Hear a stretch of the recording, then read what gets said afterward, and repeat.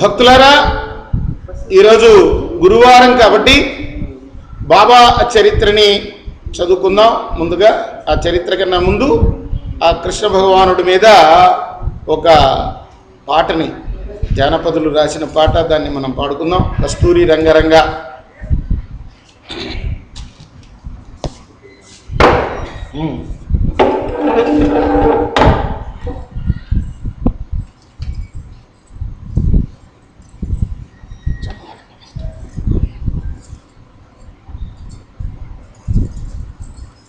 కస్తూరి రంగరంగా మా అన్న కావేటి రంగరంగా, శ్రీరంగ రంగరంగా నిను బాసిని నెటుల జీవింతురా. గోపెమ్మ పుట్టినప్పుడు వసుదేవు భుజముపై నెక్కించుకు అతి త్వరితముగా వచ్చెను దేవకి హస్తములను దేవుడు. దేవకి గోపమ్మ పుట్టినప్పుడు వసుదేవు భుజముపై నెక్కించుకు అతి త్వరితముగా వచ్చెను దేవకి హస్తములంచినప్పుడు.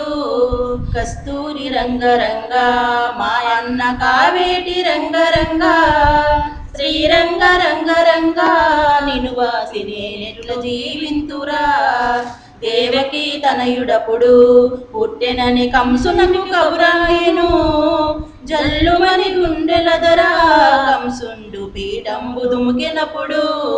కస్తూరి రంగరంగా మా అన్నగా వేడి రంగరంగా, శ్రీరంగ రంగరంగా నిను బాసిని నెట్లు జీవింతురా. ఇద్దరు చదవండి, దాసగను అని తీసుకో తొందరగా.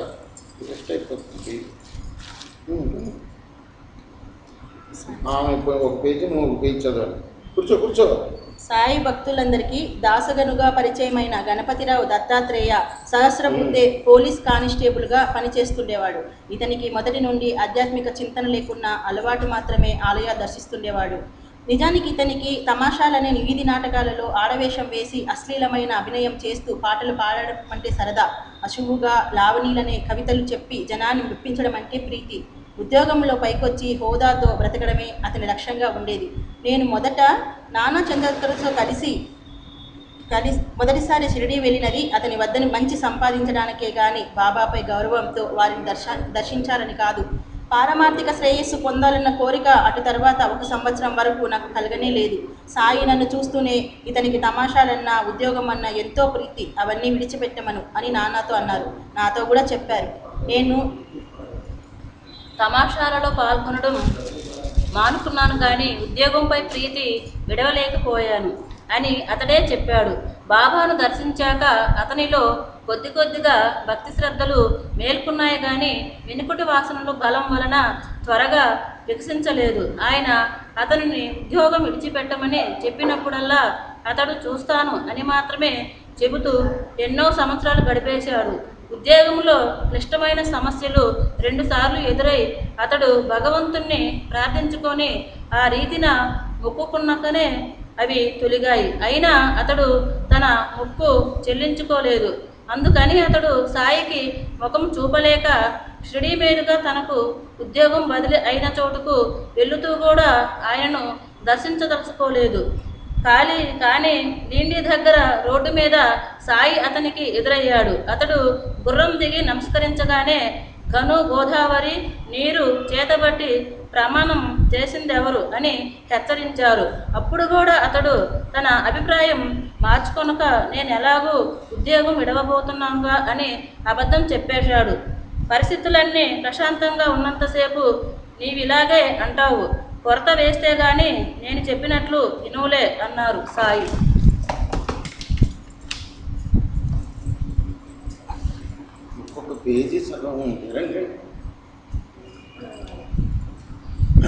భక్తులారా, భాగవతం ప్రారంభించే ముందు మన ఆస్థాన గాయకురాలు వరలక్ష్మి గారు కృష్ణుని మీద ఒక మంచి భక్తి గీతాన్ని ఆలపిస్తారు.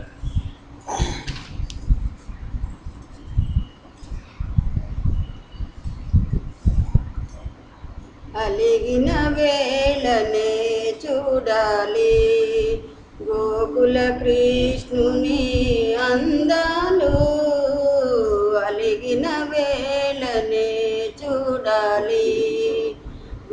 గోకుల కృష్ణుని అందాలు అలిగిన వేళనే చూడాలి.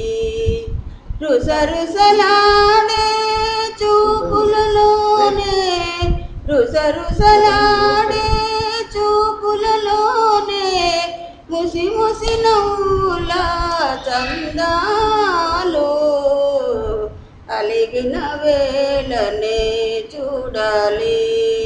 గోకుల కృష్ణుని అందాలు అలిగిన వేళనే చూడాలి. అల్లన మెల్లన నల్ల పిల్లివలే వెన్నను దొంగిన గజ్జలు గల్లన. అల్లన మెల్లన నల్ల పిల్లివలే వెన్నను దొంగిన గజ్జలు గల్లన. తల్లి మేలుకొని దొంగను చూచి అల్లరిదేమని అడిగినందుకే అలిగిన వేళనే చూడాలి. గోకుల కృష్ణుని అందాలు అలిగిన వేళనే చూడాలి. మోహన మురళి గానము వినగా తహతహలాడుచు తరుణులు రాగా దృష్టి తగులునని జడిసి సోదా తనను చాటుగా దాచినందుకే అలిగిన వేళనే చూడాలి. గోకుల కృష్ణుని అందాలు అలిగిన వేళనే చూడాలి.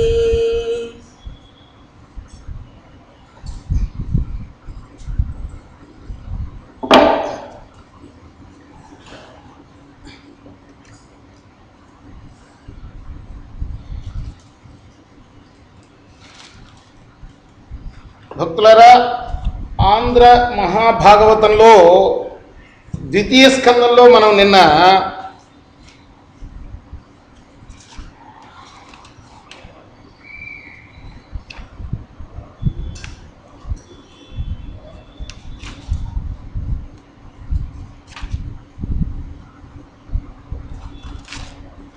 ఎనభై 86వ పద్యం వరకు చదువుకున్నాం. ఈ రోజున 87వ పద్యం నుండి కొనసాగిద్దాం మనం. భువనాత్మకుడా ఈశుడు భువనాకృతి తోడ నుండు బ్రహ్మాండంబును వివరముతో 14 వివరంబులుగా ఉనర్చే విషదంబులుగను.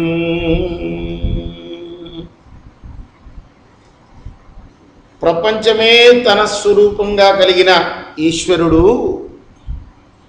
ఒక భవనంలాగా ఉన్న తన యొక్క బ్రహ్మాండాన్ని అంతస్తులు చేశాడు. 14 అంతస్తులు చేశాడు. వాటినే చతుర్దశ భువనాలు అంటాం మనం. బహుపాదోరు భుజాననే క్షణ శిర పాలస్రవోయుక్తుడై విహరించు బహుదేహి దేహగతుడై విద్వాంసులూహించి తద్బహురూపావయంబులను భువన సంపత్తిని విచారింతును. ఆ మహనీయాద్భుతమూర్తి యోగి జన హృన్మాంజుండు మేధానిధి.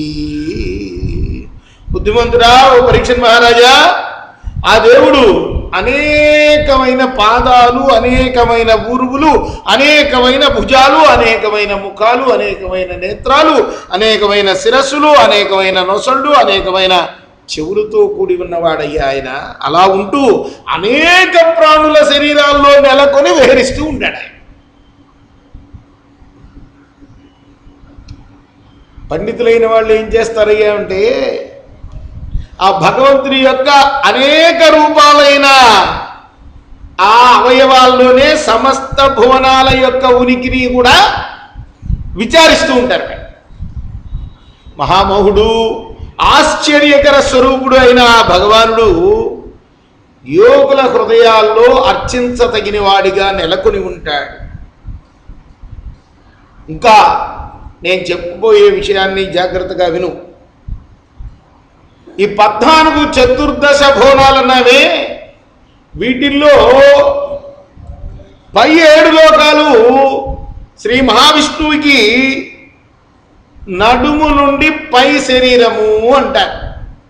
అలానే కింద 7 లోకాలు నడుము నుండి కింద శరీరము అంటారు. ప్రపంచమే భగవంతుడికి శరీరం. ఆయన ముఖం నుండి బ్రాహ్మణ కులము, బాహువుల నుండి క్షత్రియ కులము, తొడల నుండి వైశ్య కులము, పాదముల నుండి శూద్ర కులము పుట్టాయని చెప్తారు. ఆ మహావిష్ణువుకి కటిస్థలం భూలోకం, నాభి భూవర్లోకం, హృదయం సువర్లోకం, వక్షం మహర్లోకం, కంఠం జనలోకం, 2 స్తనాలు తపోలోకం, శిరస్సు సనాతనమైన బ్రహ్మ నివసించే సత్యలోకం, జఘనం అతలలోకం, తొడలు వితలలోకం, మోకాళ్ళు సుతలలోకం, పిక్కలు తలాతలలోకం, చీలమండలు మహీతలలోకం, కాలి మునివేళ్ళు రసాతలలోకం, అరికాలు పాతాళలోకం. అంచేత ఈ కారణంగా ఆయన్ని లోకమయుడు అని భావిస్తారు. మరికొంతమంది ఆయన పాదతలం నుండి భూలోకము, బొడ్డు నుండి భువర్లోకము, శిరస్సు నుండి సువర్లోకము పుట్టాయని 3 లోకాల సృష్టిని చెబుతారు. శ్రీమన్నారాయణుడి యొక్క ముఖం నుండి సమస్త ప్రాణుల వాక్కులకు అధిష్టానమైన అగ్ని పుట్టాయి. చర్మం, రక్తం, మాంసం, మెదడు, ఎముకలు, మధ్య, శుక్లం, ఇవి 7 కూడా ఆ దేవుడి యొక్క 7 ధాతువులు అని చెబుతారు. ఇంకొక పద్ధతిలో రోమాలు, చర్మం, మాంసం, ఎముకలు, స్నాయువులు, మధ్య, ప్రాణాలు ఇవి 7 ధాతువులని ఇంకో రకంగా వర్ణిస్తారు. వాటిలో రోమాలు ముష్టిక్ ఛందస్సు అని, చర్మం ధాత్రి ఛందస్సు అని, మాంసం త్రిష్టుప్ ఛందస్సు అని, స్నాయువు అనుష్టుప్ ఛందస్సు అని, అస్థి జగతి ఛందస్సు అని, మధ్య పంక్తి ఛందస్సు అని, ప్రాణం బృహతి ఛందస్సు అని వ్యవహరిస్తారు. దేవతలకు అర్పించే పురాణాశ రూపమైన హవ్యానికి, పితృదేవతలకు ఇచ్చే చరురూపమైన కవ్యానికి, అమృతాన్నానికి, తీపి మొదలైన 6 రసాలకి, రసనేంద్రియానికి, షడ్రసాలకి అధీశ్వరుడైన వరుణుడికి విష్ణుదేవుని రసనేంద్రియమే జన్మస్థానం సుమా. అలాగే అన్ని ప్రాణాదులకు వాయువుకి విష్ణుడి యొక్క నాసారంధ్రమే వాసస్థానం, నివాసస్థానం. దగ్గరగాను దూరంగాను వ్యాపించే వాసనలకు, ఓషధులకు, అశ్వినీ దేవతలకు ఆ పరమేశ్వరుడు యొక్క ఘ్రాణేంద్రియమే స్థానం అని తెలుసుకో. దేవలోకానికి, సత్యలోకానికి, తేజస్సుకి, సూర్యుడికి, సకల నేత్రాలకు లోకనేత్రాలుగా కలవాడైన పరమేశ్వరుడి యొక్క ఆ కళ్ళే నివాసం. దిక్కులకి, ఆకాశానికి, శ్రవణాంశాలకు, శబ్దానికి సర్వేశ్వరుని యొక్క ఆ ఆయన చెవులే జన్మస్థానం. సమస్త వస్తువుల సమూహాలకి, ప్రశంసింపదగిన సంపదలకు ఆ పరమ పురుషుని యొక్క కంఠమే స్థానం, జన్మస్థానం. స్పర్శకు, గాలికి ఆ దివ్య శరీరుడి యొక్క త్వగింద్రియం అంటే చర్మం అదే గృహం. యాగ పశువును బంధించే స్తంభాది యజ్ఞ పరికరాలైన చెట్లు, పొదలు, తీగలు మొదలైన వాటికి పురుషోత్తముని రోమాలే స్థానాలు. రాళ్ళు, లోహాలు ఆ విశ్వమయునికి గోళ్ళు. మేఘాలు సరోజాక్షుని శిరోజాలు. మెరుపులు సర్వేశ్వరుడి యొక్క మీస. భూలోక, భూర్లోక, సువర్లోకాలను కాపాడే లోకపాలకుల పరాక్రమాలకు, భూలోకం మొదలైన లోకాల క్షేమానికి, శరణానికి నారాయణుడి యొక్క పరాక్రమం విధానాలు, ఆయన యొక్క పరాక్రమ విధానాలు నట్టిల్లు. ఎల్ల కర్మలకు, శ్రేష్టమైన వరాలకు ఆ పవిత్ర పాదుని యొక్క పాదపద్మాలే నిలయాలు.